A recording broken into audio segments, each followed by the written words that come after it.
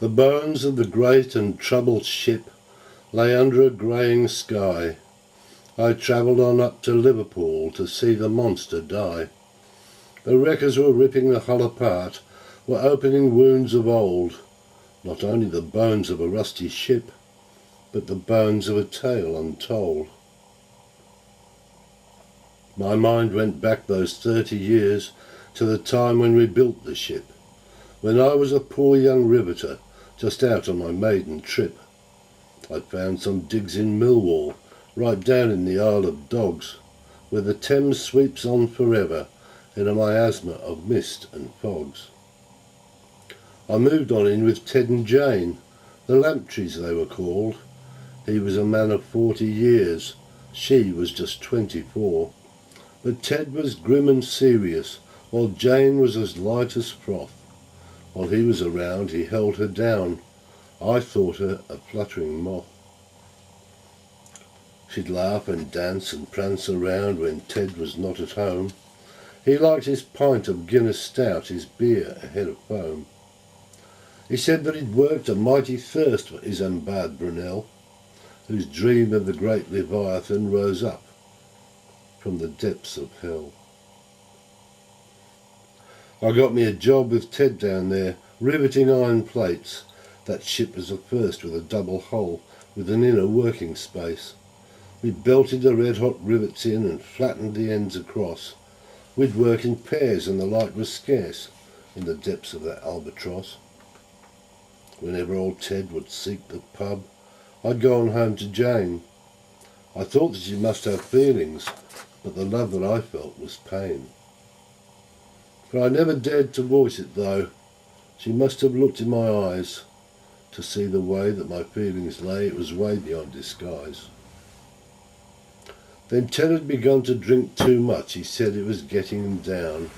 All he could hear were the hammers belting his head around. They chimed all day in his weary head.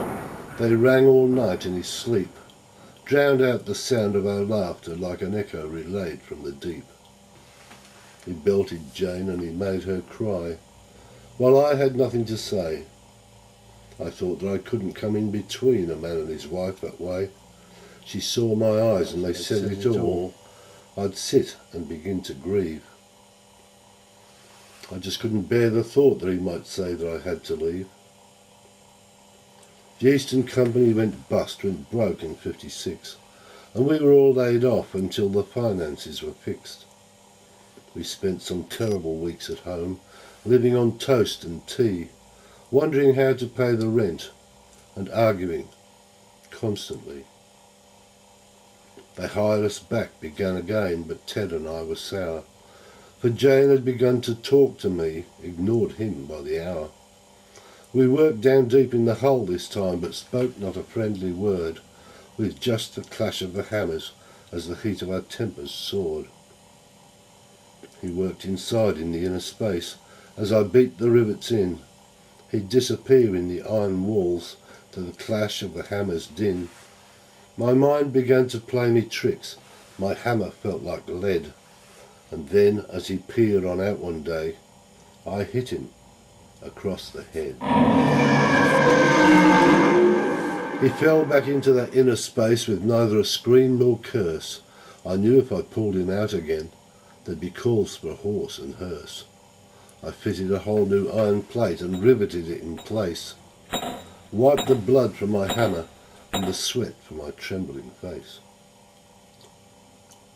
That night I told poor Jane I'd left him outside the Crown and Heart. She didn't say much till midnight when he hadn't returned to the hearth.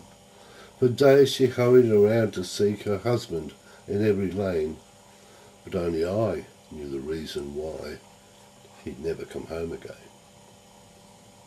For months I hoped and I prayed that she would fall in my loving arms and weep her sorrows away with me while sharing some of her charms. But Jane was bitter and fretful. She would glare at me in the dark, and nothing would raise her spirits now that light had gone from her spark.